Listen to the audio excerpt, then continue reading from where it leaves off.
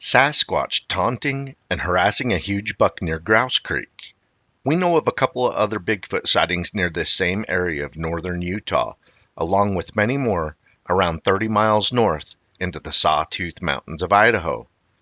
Audrey writes RMSO. My encounter was during a special buck deer tag hunt that my ex-husband drew out for in Grouse Creek, Utah about 15 years ago. This Bigfoot was taunting a huge buck, I'm guessing, is what it was doing.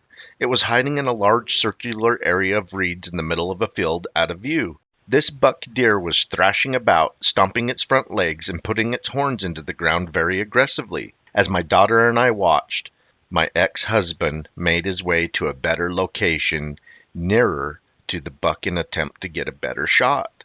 This put him on the east side of the field, and the buck was in the center, on the outer edges near a tree line on the west side. My thought was perhaps this buck was angry and trying to protect the females.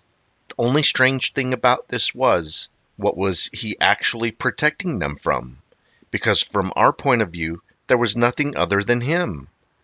My ex made his way directly across from this buck and took a shot and hit the buck, causing the buck to run in his direction. That's when Bigfoot, came out from hiding.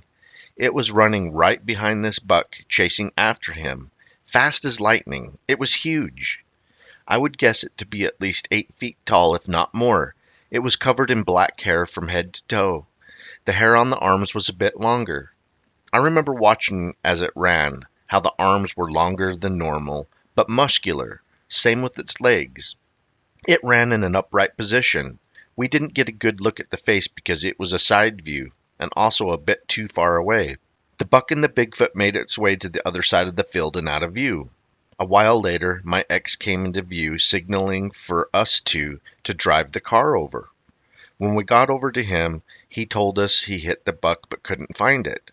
He didn't see the Bigfoot. I'm guessing it was due to the fact that he changed position after having the shot. Also, the reeds were extremely tall and thick. I really don't know. Without a thought, my daughter and I joined him in the search for this buck deer. We searched until after dark with no success.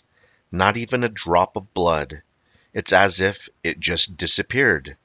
Mr. Squatch took his buck. I guess we'll never know. It wasn't until a few years later that I really thought about it all.